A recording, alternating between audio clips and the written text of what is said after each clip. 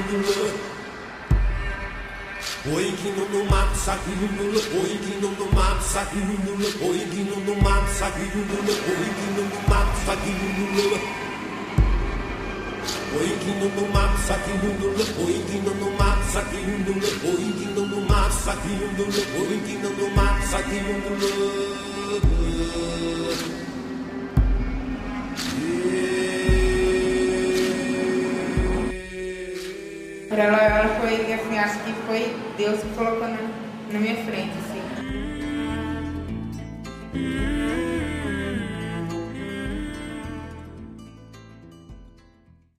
O Centro Cultural de Brasília é uma cadeia jesuíta que foi fundada já há muitos anos, praticamente nos anos 69 e 70.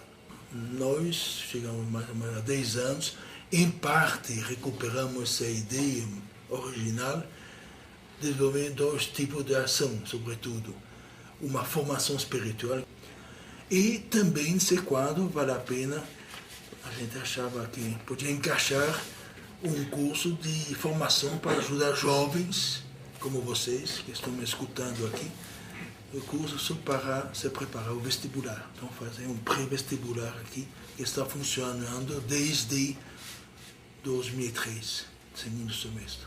Mas então Loyola é importante, que é fundador dos jesuítas, já ter recebido esse nome. Por isso também a gente organiza nesse pré-vestibular, não é só formar gente a passar a provas, que é uma coisa importante, mas aproveitar também o fato de vão passar um ano aqui, dar uma formação humana, formação social, formação cultural, religiosa, espiritual, que se abre um pouco o mundo, que jovem que sai daqui não só me conseguir passar para vestibular, mesmo aqueles que não entram na universidade, cresce como pessoa humana e como cidadão nesse mundo. Isso é o nosso projeto. Esse jovem, então, vem de lugar privilegiado, quer dizer, que não vem do plano piloto, mas das outras cidades, do Distrito Federal, cidades onde tem muitas mais pobreza, como falar, a empresa, bolsão da pobreza, bolsa da pobreza. Vem de lá, gente que não tem condições de pagar um pré-vestibular, que é caríssimo, e que tem falha na formação, porque a maior parte deles, quase todos passam pelo ensino público, que tem as suas qualidades e seus defeitos, infelizmente. Então, é uma maneira de compensar algumas falhas estruturais que estamos fazendo. Ele já sai com uma vantagem nesse sentido, de que o trabalho de cidadania que é desenvolvido, ele não é um trabalho de cidadania superficial para constar num programa burocrático da filantropia. Há uma necessidade muito grande de você fomentar mesmo o trabalho social com o objetivo de transformação, no sentido de ajudar o Brasil a enxergar uma luz no fim do túnel diante de todo o quadro social brasileiro. Quando você trabalha na fundação, você vê uma estrutura corrompida, uma ideia completamente errada do que é ser educador, né? Você vê pessoas trabalhando de mau humor, com o ânimo lá embaixo, sem idealismo, e isso é uma coisa muito triste. Quando você trabalha na rede particular, você, além de não ter a estabilidade financeira, você trabalha com filhos de burgueses, né? Com pessoas que são, na grande maioria das vezes, mais abastadas, porém menos aculturadas, né? Tem uma cultura diferente da sua. Então, geralmente não traz os valores que são necessários para você poder entender bem a educação.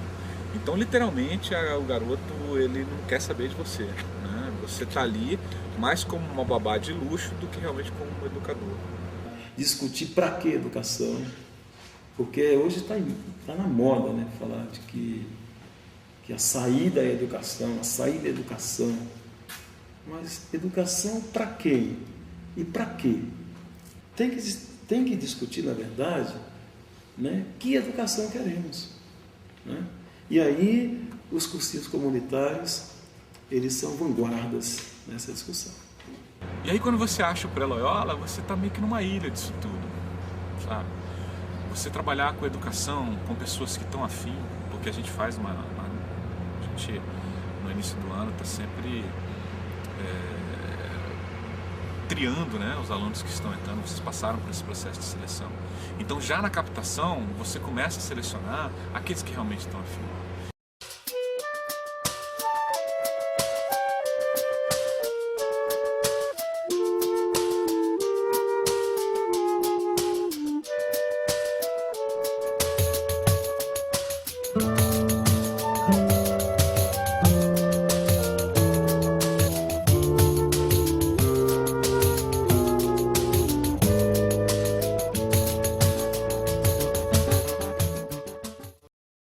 Eu realmente acreditava que eu não ia conseguir.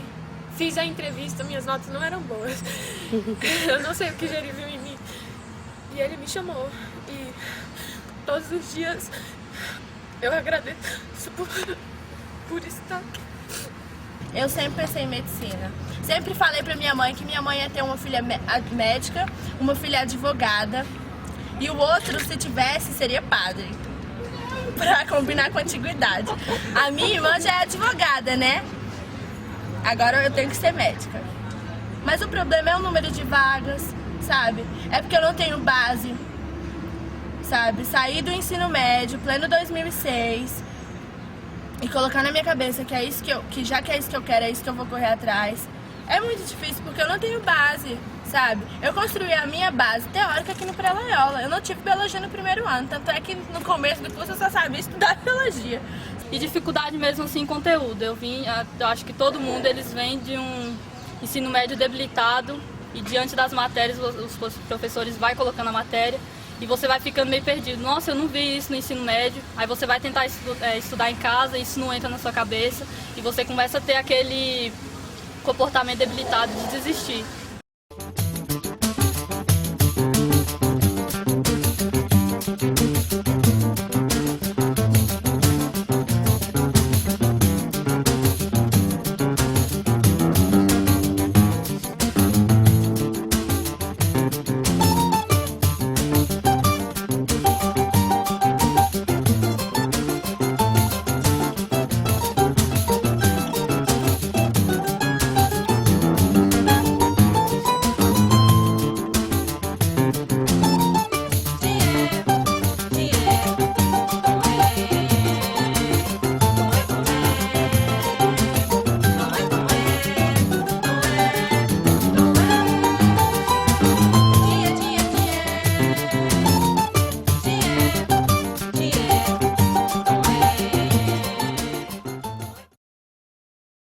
Eu sempre pensei em ficar aqui o dia todo, mas eu não sabia se eu poderia ficar.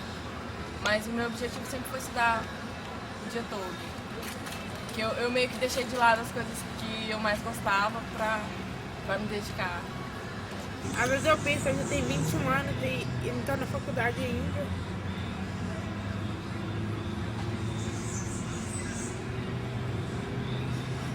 E assim, o que mais me doeu naquela semana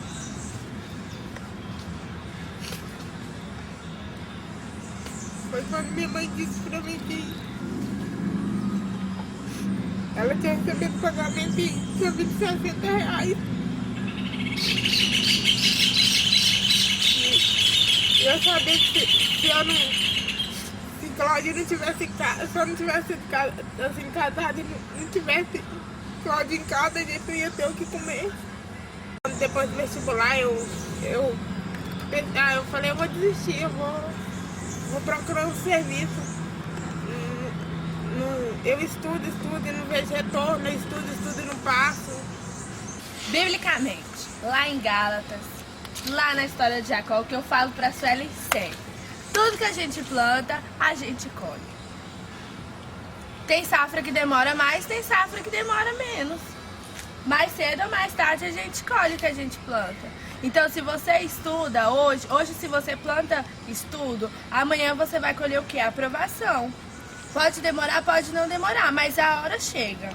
Um dia a prova de cada um aqui que for entrar na UNB, numa faculdade federal, que almejar um estudo superior, uma hora essa prova chega e você passa, sabe?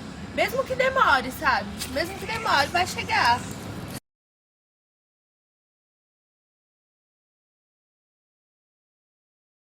Se for para formar hoje um menino, para esse menino entrar na universidade, terminar o curso dele lá de engenharia, de medicina, não sei de quê, e pegar o diploma dele, e entrar para o mercado de trabalho, e esquecer que ele mora num país onde o quadro social é um quadro grave, de fome, de falta de emprego, de infraestrutura, de pauperização, essa educação para mim não valeu de nada.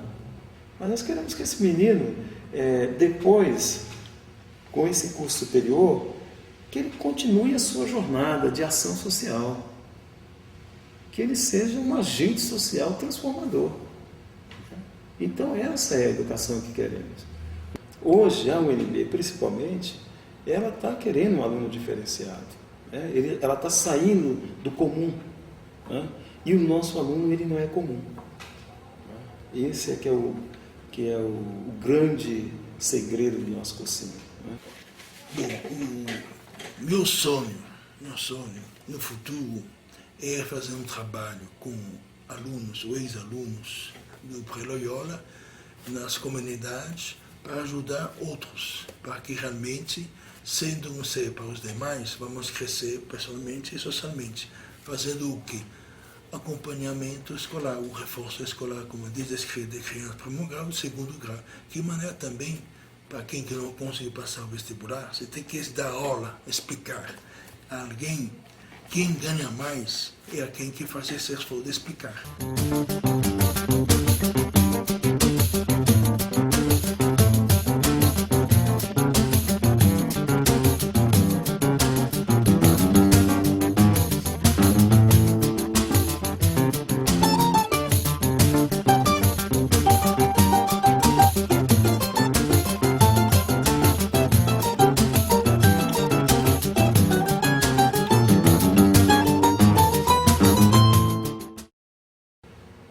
Bem, a cidadania, que a gente chama, nós transformamos ela em semanas, né?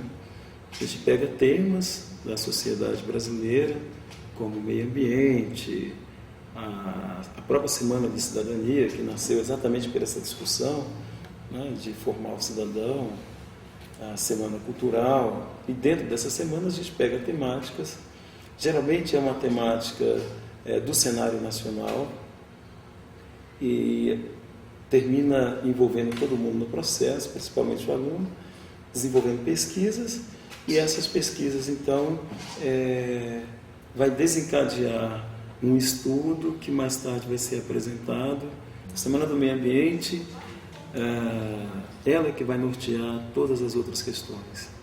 Não tem como você viabilizar a vida humana se você não salvar o que ainda restou do meio ambiente.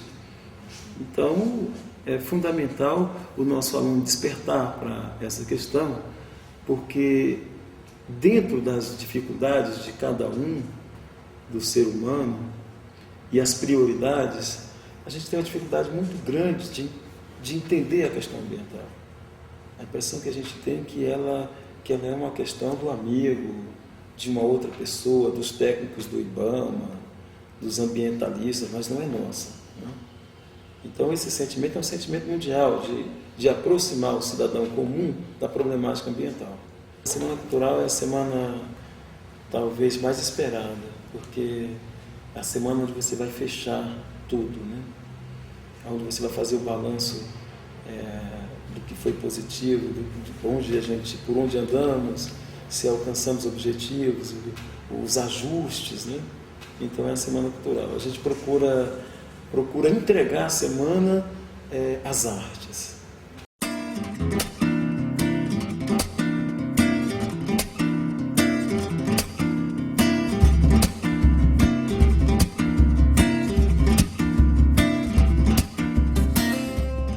Como é que eu me surpreendi? Me entrega um texto de consumismo. Eu não era a maior consumista porque não tenho condição para ser consumista não, sabe? Então me dão um texto, sabe? Colocam pessoas para trabalhar que não concordam com as minhas ideias e eu gosto que concordem com as minhas ideias. Me chegam com pessoas assim que têm opiniões diferentes, que trabalham com outras coisas, que têm realidades diferentes. Eu tive que aceitar opiniões de outras pessoas, tive que rever como é que ficaria melhor para todo mundo, sabe? Tive que ceder. Aprendi a ceder, coisa que eu não era acostumada a fazer. Nesse cursinho, eu não esperava tudo o que eles dão pra gente, assim. Toda a preocupação dos profissionais, das pessoas, dos professores, dos colegas, de todo, assim. Eu nunca imaginei que seria tão importante e todas as semanas eu aprendi muito. Essas ideias eu acho interessante e às vezes eu temo que elas fiquem só parada aqui no ano de 2007. Eu gostaria assim que se a gente conseguisse divulgar mesmo por aí, fazer um trabalho sério, não sei se como um grupo, alguma coisa assim, porque a ideia do Super Loyola, que foi criada até no nosso grupo dos quadrinhos, eu achei que foi interessante, né? Que, querendo ou não, nós estávamos sendo super-heróis ali diante daquelas atividades, diante das dificuldades que a gente vive aí como cidadão que vive em periferia, né?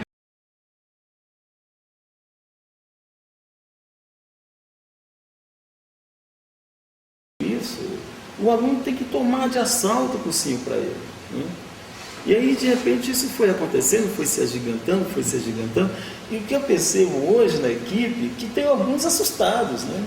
Pô, era para esses meninos se movimentarem, mas não tanto assim, né? Então, eu acho isso interessante, eu fico feliz, e isso prova que a gente está no caminho certo, né? Como eu tinha pedido muito isso aqui, eu vim de coração aberto, então acho que eu consegui absorver o que eu... Acho que nem tudo, acho que tinha muito mais que eu precisava absorver e eu não consegui. Acho que eu vou conseguir ao longo do tempo. Tem ficha que vai cair só depois. E aqui eu aprendi com o tempo que todas as pessoas são muito especiais e que as qualidades superam os defeitos. Se você está de coração aberto para alguma proposta, você nem os defeitos das pessoas somem e fica bem mais fácil a vida. A gente tem que saber o que a gente tem dentro da gente, que nós podemos. Mas só com as outras pessoas, só com o trabalho coletivo, com a união, é que a gente vai conseguir mudanças efetivas. Eu tenho convicção da missão cumprida. Eu tenho uma convicção de que aquele menino não é mais o mesmo. Esse está pronto porque a gente quer dar continuidade a esse trabalho na universidade. Eu já estava desistindo de dar aula, porque eu vi que aí fora as pessoas se preocupam muito com o cliente. Então, o aluno é um cliente, é uma mercadoria. E eu, com pouco tempo de aula, apesar de eu não ter a experiência que o Afonso tem, eu já estava assim me decepcionando, né? Desistindo de dar. E aí o João me explicou e falou, não, Bruno, esse curso ele é diferente. Ele é assim, assim. Eu falei, será? Mas, João, não existe um curso assim. Eu nunca ouvi falar nisso em Brasília. E aí eu vi como o curso é diferente, né? O projeto é diferente. E eu agradeço a cada um, porque vocês me deram essa vontade de voltar a dar aula.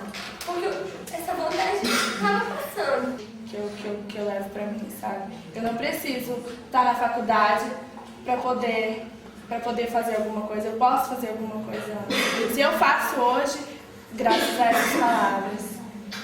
Alguma coisa lá fora vai sair daqui e vai fazer algo de novo para mudar. Porque ontem, quando o Geri falou, ele falou assim, o poder tá na mão de vocês.